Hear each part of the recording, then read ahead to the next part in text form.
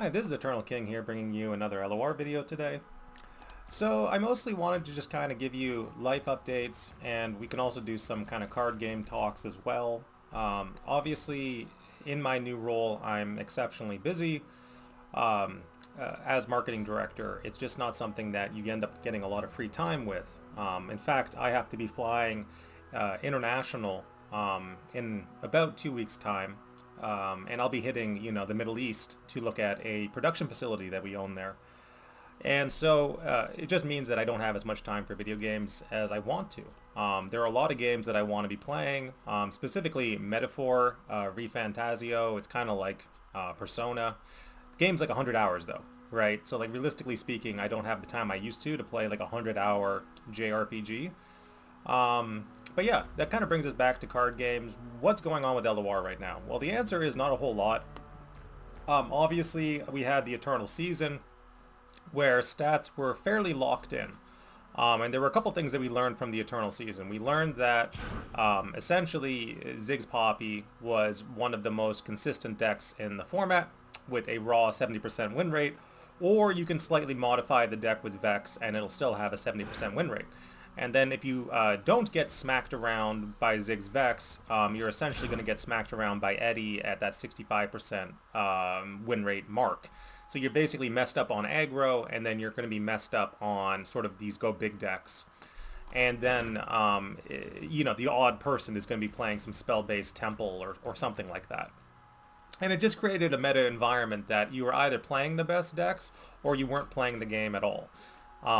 Right? So like it's either you were playing good decks that you could climb with that were highly synergistic, that knew what they were doing. For example, Eddie is traditionally a very high synergy deck. You play big things and then you get procs off of Eddie when you play big things. And then you just stall out the game. And it's very high synergy. And then obviously the same thing with Ziggs Poppy or Ziggs Vex being very high synergy. Temple also, of course, traditionally being exceptionally high synergy. It could be like Ezreal Temple, for example, where you play a bunch of cheap spells and refill your hand with more cheap spells, and then Ezreal is going to essentially, proc exceptionally easily with his level up. So in Eternal, these are the decks that do well. These high synergy, well-established archetypes: spell-based control, burn aggro, go wide burn aggro, or go big mid-range. I guess if we want to call Eddie mid-range, we'll call it go big mid-range. It has elements of ramp, it has elements of other things, so it's hard to classify. And that's basically the Eternal format. Certain decks like Azir Aurelia have kind of dropped a little bit, down to like 56%, but traditionally Azir Aurelia was a very stable meta pick at around 60%. Traditionally something like Swain Nora, Spell Control, was a very consistent pick at around 60%. And yeah, your ability to pilot these decks, your ability to be good at these decks, more or less defined your ability to play ranked. And if you couldn't do those things well, then you basically didn't get to climb at all. But traditionally what would happen is that the best players that are left playing LOR, which again, we're going to talk about this in a little bit, about how LOR is kind of dying as a card game and why. But traditionally the best players would just, lock in a staple archetype and then rank up as much as they could possibly in the format.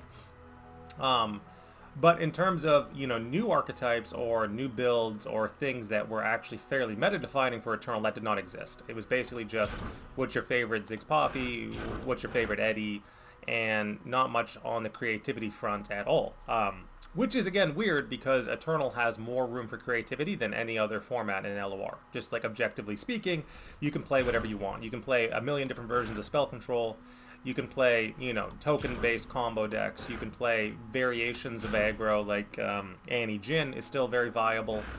Top tournament deck for a period of time in the game. All these things are viable, right? You can basically play whatever you want. As long as you kind of have a fundamental understanding of how the game or how the format is played.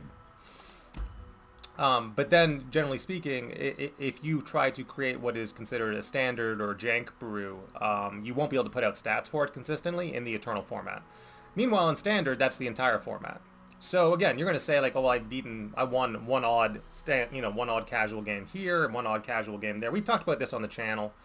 The only way to get consistent stats for a deck is to, for example, play 50 games, then win 70% of games of 50, or play 30 games and win 70% of 30.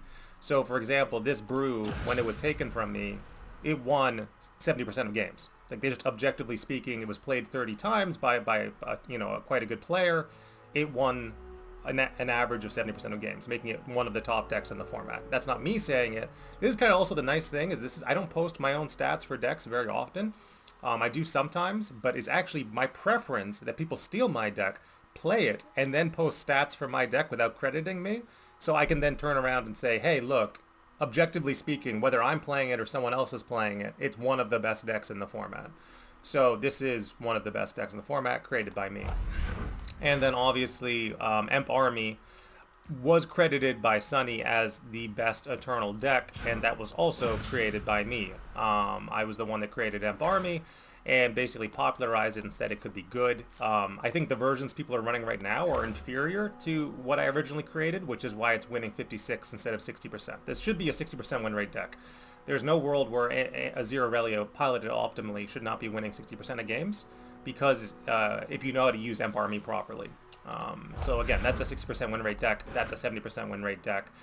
Other things like Rise, it's a struggle. It's an uphill struggle. I wouldn't recommend it. Even in terms of like running the best version of it, the most stall heavy version of it, it's still a struggle. Yeah, and then obviously you have underdog decks like I talk about Swim Elusives. Swim Elusives has some really nice things going for it into Eddie specifically, where because Eddie just plays big stuff, but then you just swing under them. Swim Elusives is actually pretty nice to bring out every now and then. But the thing is, like, there's too many decks for me to track personally, because as the only person who's been around playing this format long enough, I can't really tell you, like, what is Eloy Jarvan going to do right now in terms of Eternal, right? Like, I don't know. I was also one of the people that popularized Eloy Jarvan. I don't know how it would do in the Eternal format right now, because no one is going to play it. And no one's really playing LOR in general. So let's talk about what's kind of happened with the card game space that I think has been really devastating for LOR, and the play rates and the number of rankings you see on Runeterra AR and all that stuff. Basically what happened is that Marvel Snap went through a very recent comprehensive, like, they've been doing balance patches constantly, but what they've been doing is, the biggest complaints regarding Marvel Snap was that there was only a few best decks or a few overpowered cards, essentially, and that's been true like almost every season, where it's just like there's just a few cards out of 12. You only get 12 cards in the deck, right? There's only a few cards out of like 12 that are the best cards in the deck. So like, imagine, like, instead of Poro King, this Poro King was just the best card, and then Poro King was in every deck. That's the way Marvel Snap was. And then there was the best cards or the best decks with the best locations. So basically modifiers for the best decks to be even better. And that was the entire format. It's just run the best decks with the best locations, and then you would win at Marvel Snap. So it was exceptionally hard, and now things are a little better. It's like the highest win rate in Marvel Snap is like 55% with the best deck. That's pretty consistent with card games in general. 55% win rates are kind of where you want to be in a card game. Eternal's different because nobody knows how to play Eternal, right? So like, Ziggs Poppy isn't really an unbalanced deck, but nobody knows how to play the format properly, so yes, it wins 70% of games. And the only people who can counter it are usually sort of in casual, where they're running decks that wouldn't be viable for ladder play, but they don't know how to counter it in a ladder setting. Like, how do you counter aggro and Eddie at the same time? And like, this was the puzzle that people just could not solve. It's like, how do I kill big things and small things in a spell-based control deck simultaneously? And that just, people couldn't solve it. There weren't enough, Mogwais left sort of in the format to figure out that particular puzzle. But yeah, in terms of Snap, it's a little better now. You can play off-meta decks and not feel as bad. You can play Movement, you can play Discard, you can play Destroy, you can play High Evolutionary, a lot of these sort of high synergy thematic decks that have traditionally kind of been pooped on quite a bit. They've been pooped on exceptionally hard by a lot of archetypes, and so now, yeah, you have like a little bit of room to play off-meta, which is something that LOR has always sort of excelled at. Sun Disc Renekton winning like 55% of games or whatever, right? Like, there's a lot of room for deck building and deck archetypes in the Eternal format specifically. You know, you could probably pilot Shen to a 55% win rate if you were willing to consistently pilot Shen at all to begin with. You would have to lock in Shen, play 30 games with Shen, you know, basically run into a sufficient number of other decks, and then host your stats after the fact running Shen. And just no one would do that for Eternal specifically. It just would never happen. You know, you might see Victor, right? So like someone would host like a Victor control deck. You would see stats for Victor probably. Yasuo, yeah, just you're not going to see stats for Yasuo. Like Yasuo Temple, like you could probably try it. There's no real harm in trying Yasuo Temple, but like you're not going to see it, right? You're not going to see a viable Darkness deck. You're not going to see, you might see a little bit of Heim or Jace. But just a lot of these archetypes simply do not have valid stats right now because there's no one really putting in the effort to collect long-term meta stats. So at the end of the day, every time Eternal season resets, we lose a lot of really good lists. So I mentioned Ezreal Control.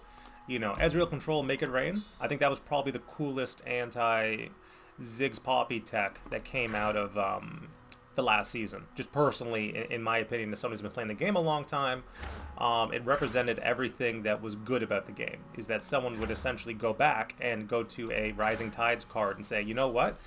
A lot of the best decks right now are go wide aggro decks, and this also turbo levels Ezreal.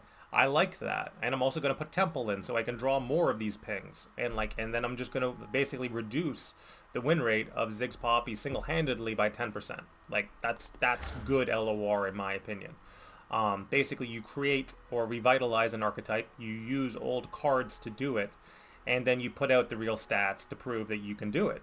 And that's always kind of been my approach as well to the way that you build optimally for the Eternal format. Yeah, that's really what it comes down to in terms of the LOR scene right now. Marvel Snap is really trying to balance the game to be more of an LOR style experience, and that's problematic for LOR, which was struggling to begin with, right? Is that like if Marvel Snap can basically get the rest of what we would call market share, you know, that's what we call a market share. If Marvel Snap can grab the rest of LOR's market share, the LOR is just done at that point. And it just comes down to having a sufficient deck variety and having locations not be super toxic, which they're not quite there yet. I'd say they're about, 30% closer than they used to be before. It used to be that they would just play like, Leech and just delete all the abilities from your hand, and then they would play like Professor X and lock down a location, and then play one crazy 6-drop, and then the game was just over. Now it's a little closer to what is like acceptable. Sure, sometimes the opponent will have the nuts and they will have the perfect location to essentially turbo out their deck, but it's rarer than it used to be. More often you'll just see people just kind of be in that middle range of power and just be like not, it's a 50-50 scenario of just who guesses turn 6 best or turn 7 best and wins. But yeah, if you are one of those people that still loves LOR, that is still committed to LOR, the only thing I can say is provide stats, right? That is literally the only thing you can do to save LOR as a game right now in the competitive scene, is pick a deck, pick an archetype, whatever it is you want to do. It could be Rumble, it could be, Samara Akshan, it could be, it could be Nightfall, it could be a million things, right? It's just, the question is just, are you going to take the effort in to provide stats for it? Can you find me proper stats for Jax? Can you win 55% of games with Jax and create that list and then pilot that list and then play it 30 times and then host stats for it? So then I know that this is the best Ornn deck, because that's really where we're at the life stage of this game. It's just like, what is the best version of each deck? What is the forever version of each deck? And we surprisingly have zero data on that. And if I was to guess why, it's because people are always looking for the next best thing, right? In a card game that's been around for quite some time. So there is no next best thing. There is no next best thing when it comes to the Eternal format. All there is the best versions of what already exists. So what is the most competitive Ornn deck? You tell me. Point me to the stats of it, and play enough games with it so that you can convince me. That's where we're at right now. And if you can't do that, if you can't just be like, here's the best ASOL deck, and this is going to be the best ASOL deck forever, if you cannot point to that and provide those stats, you're not really providing any value to the metagame at this point in time. And it's unfortunate because, again, it is a lot of work. And I personally, I can't do it. I mostly depend on other people to steal my decks and provide stats for me. Because like I said, you know, when I'm basically getting home 8 p.m. each night and leaving at 6 in the morning, I don't have time for video games anymore. Not to the extent that I used to. This is Eternal King, signing out.